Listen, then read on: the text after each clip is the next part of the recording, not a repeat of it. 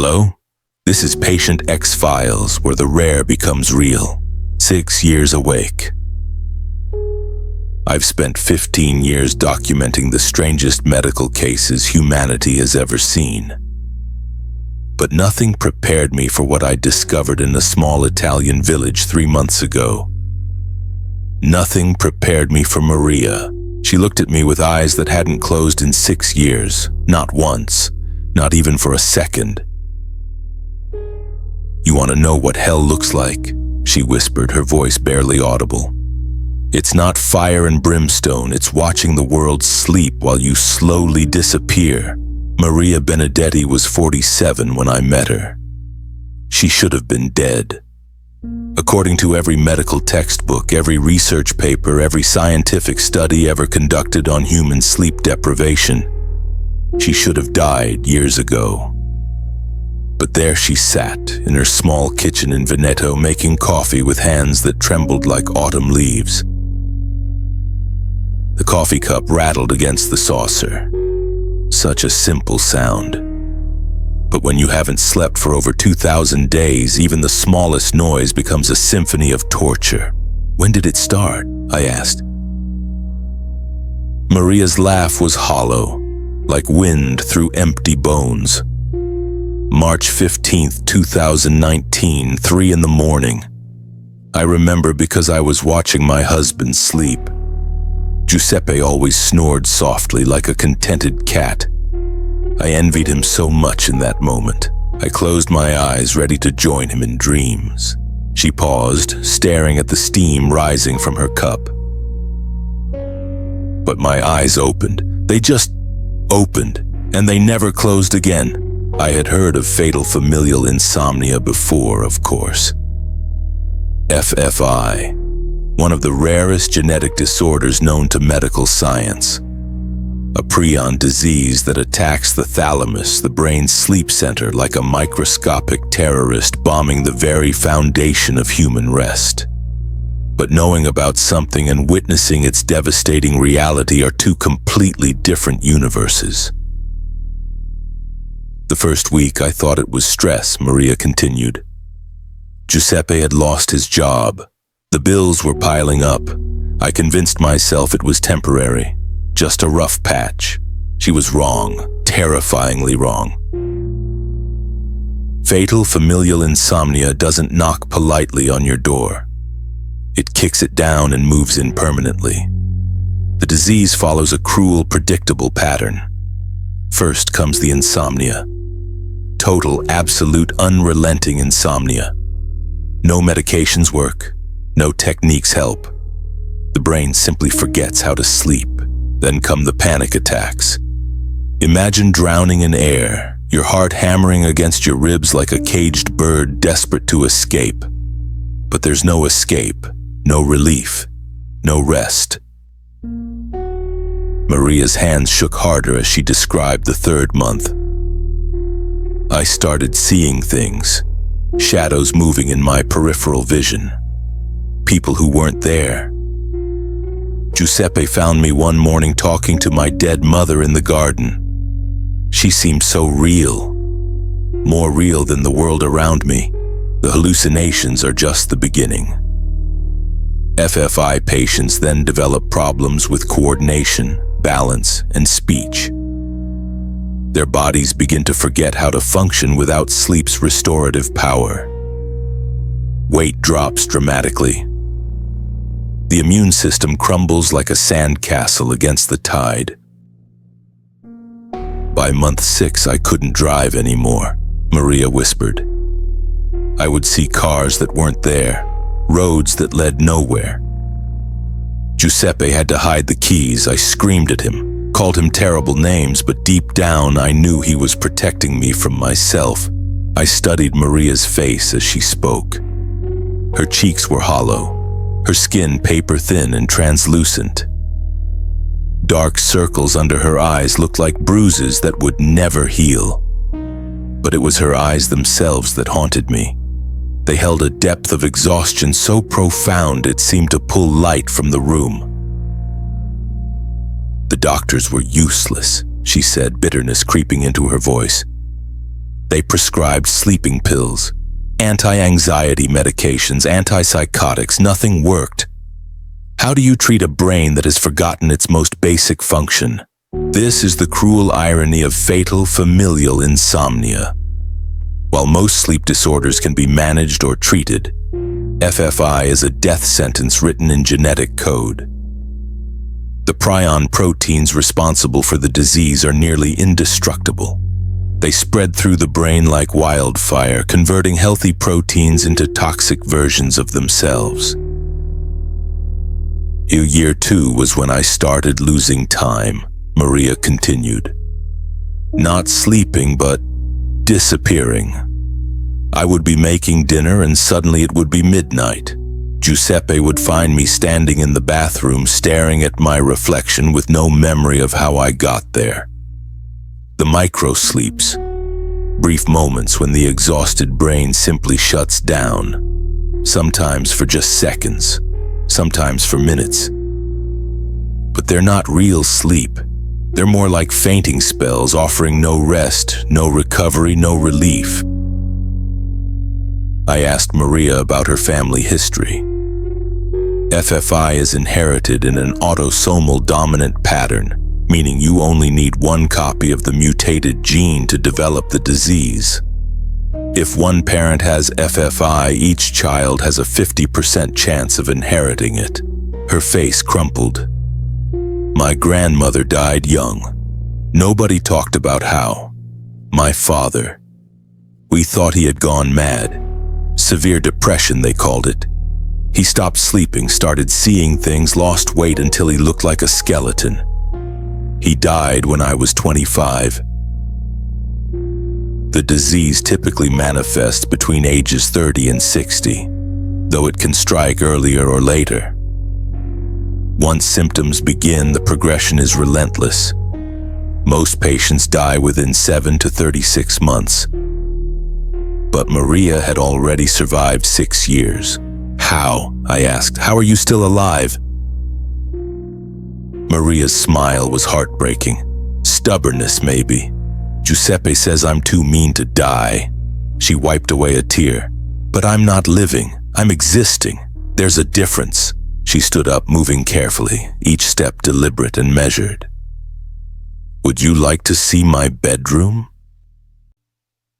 I followed her upstairs. The bedroom was immaculate, the bed perfectly made. It looked like a museum display of a life interrupted. I haven't laid down in 3 years, Maria said. At first I kept trying, lying there for hours, willing myself to sleep, but nothing happened.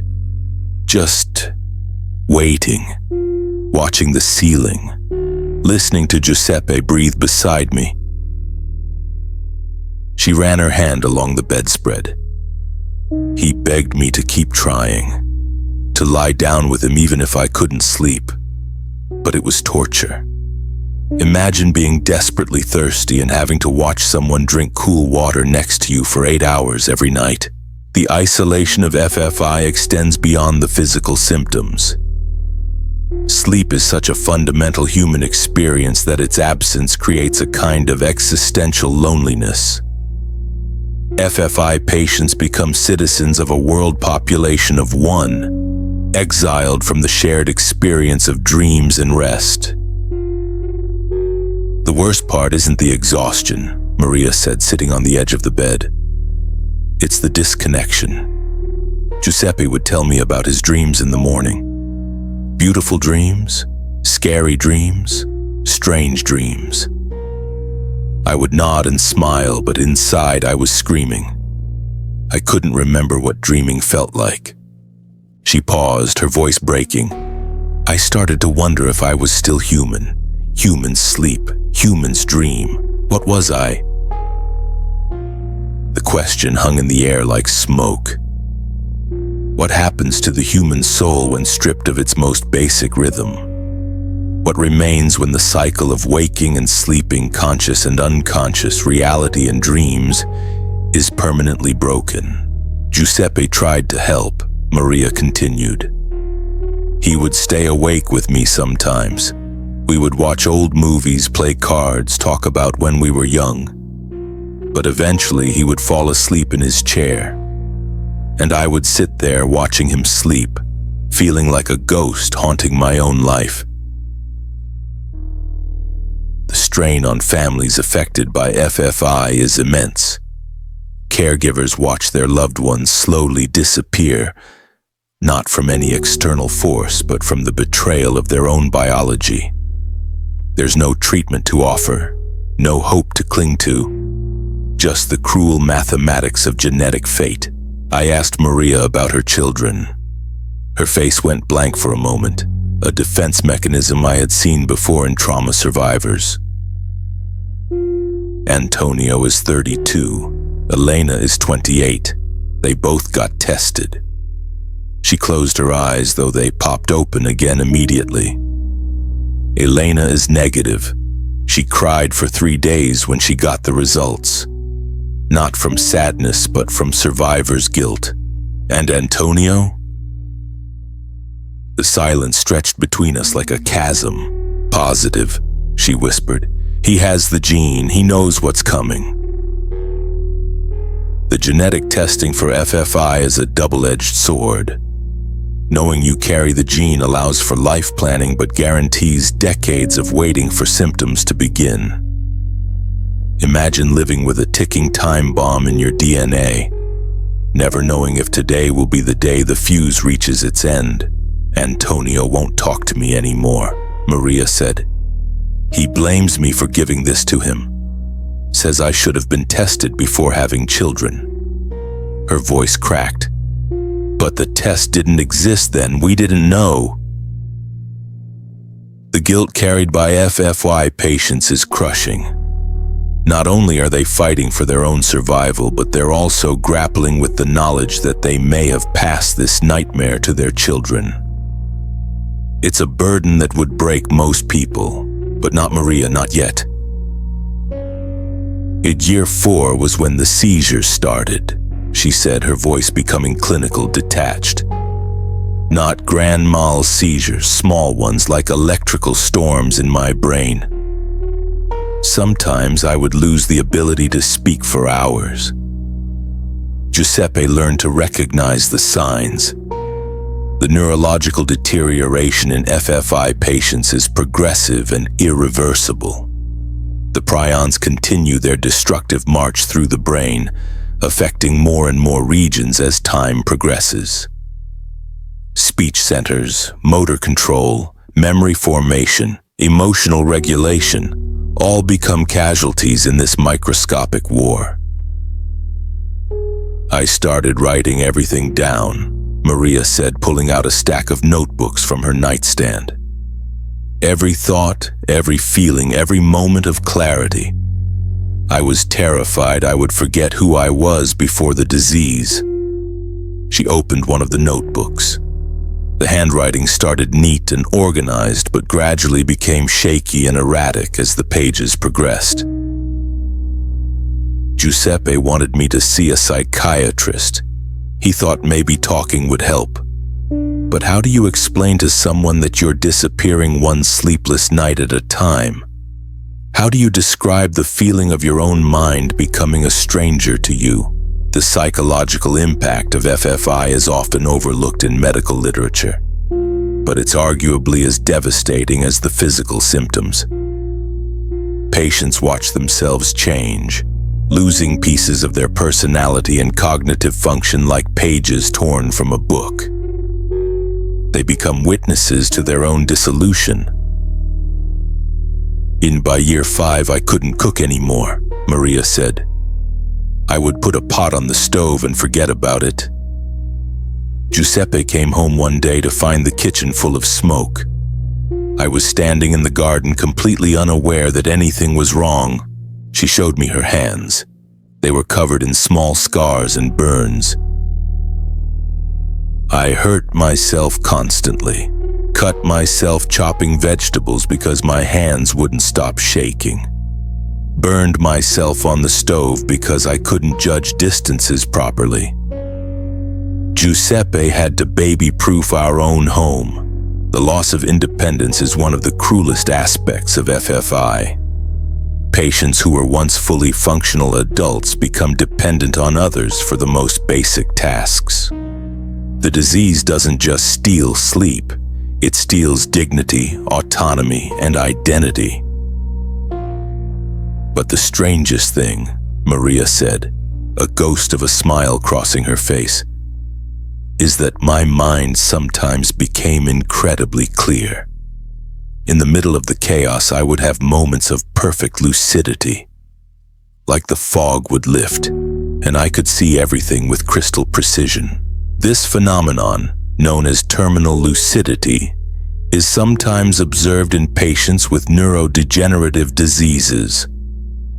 Brief periods of mental clarity that seem to defy the progression of the illness. Scientists don't fully understand why it happens, but for families, these moments are precious gifts. During one of those clear moments, I realized something important, Maria said. I wasn't dying from lack of sleep. I was dying from lack of dreams. She looked at me intently, her exhausted eyes suddenly sharp. Dreams aren't just random brain activity during sleep. They're how we process reality, how we integrate our experiences, how we make sense of being human. Without dreams, we lose the ability to truly understand ourselves. Her insight was profound. Recent research suggests that dreams play a crucial role in memory consolidation, emotional processing, and creative problem solving. When the brain can't dream, it can't properly maintain itself. The accumulated psychological debris of undreamed experiences may be as toxic as the physical effects of sleep deprivation. I started keeping a dream journal, Maria said, showing me another notebook. Even though I couldn't dream, I would imagine what I might have dreamed about. I would write down the dreams I wished I could have. The pages were filled with fantastical stories, impossible scenarios, and deeply personal reflections. Reading them was like glimpsing into a parallel universe where Maria's mind could still find peace in sleep. Giuseppe thought I was losing my mind completely, she said. But writing these imaginary dreams helped me hold on to who I was. They became my anchor to humanity. I spent 3 days with Maria and Giuseppe, documenting her condition, her daily routines, her survival strategies. What I witnessed challenged everything I thought I knew about human resilience. Giuseppe was devoted to Maria in a way that transcended typical marriage vows. He had restructured his entire life around her condition, becoming part caregiver, part companion, part guardian of her fading memories. People ask me why I don't put her in a facility, Giuseppe told me privately. They don't understand. She's not gone. Not yet. Behind those tired eyes, my Maria is still fighting. He showed me his own notebooks, detailed logs of Maria's symptoms, medications tried and failed, moments of clarity and confusion. His documentation was meticulous, almost obsessive. I'm recording everything for Antonio, he admitted. If this happens to him, maybe our experience will help. Maybe we'll learn something that could make a difference. The hope in his voice was heartbreaking. Giuseppe was clinging to the possibility that their suffering might serve some greater purpose, that Maria's ordeal might somehow help their son or other families facing the same nightmare. On my last day with them, I witnessed something extraordinary. Maria was sitting in her garden staring at nothing in particular when suddenly she began to speak. I had the most beautiful dream last night, she said, her voice clear and strong. I was flying over the countryside where I grew up. Everything was green and golden, and I could smell my mother's bread baking in the distance. Giuseppe and I exchanged glances. Maria hadn't mentioned dreaming in years. Tell me about it, Giuseppe said gently, playing along. I landed in our old apple orchard, Maria continued. The trees were full of fruit and the sun was warm on my face. I picked an apple and bit into it. It was the sweetest thing I'd ever tasted. She paused, tears streaming down her face. Then I woke up, or thought I woke up, but I was still in the dream, and I realized that maybe I've been dreaming all along. Maybe this whole experience, this illness, maybe it's just a very long, very strange dream. Giuseppe reached for her hand. And what happens when you wake up from this dream? Maria smiled, the first genuine smile I had seen from her. I don't know, but I'm not afraid anymore. Dreams always end eventually. That night, Maria suffered a massive seizure. Giuseppe found her unconscious in the kitchen, her body convulsing uncontrollably. The ambulance arrived within minutes, but by the time they reached the hospital, Maria had slipped into a coma. She died 3 days later, never regaining consciousness. Giuseppe was holding her hand when she passed. At the very end, he told me later, her face became peaceful. For the first time in 6 years, she looked like she was finally sleeping. The autopsy confirmed what we already knew. Maria's brain showed the characteristic spongiform changes of prion disease. Her thalamus, the brain's sleep center, was completely destroyed. By all rights, she should have died years earlier. How did she survive so long? I asked the neurologist who examined her brain tissue. He shrugged. We don't know. The human brain is more resilient than we understand. Maybe willpower played a role. Maybe love. Maybe something else entirely. Maria's case has been documented in medical journals, adding to our understanding of fatal familial insomnia. But numbers and statistics can't capture the true story. The story of a woman who refused to surrender her humanity even as her biology betrayed her. Giuseppe has started a support group for families affected by FFI. He speaks at medical conferences, sharing Maria's story, advocating for research funding. He's turned his grief into purpose, his loss into hope for others. Maria always said that if her suffering could help someone else, it would have meaning, he told me. I'm making sure her suffering has meaning. Antonio, Maria's son, remains healthy. He gets regular neurological checkups, monitoring for the first signs of symptoms.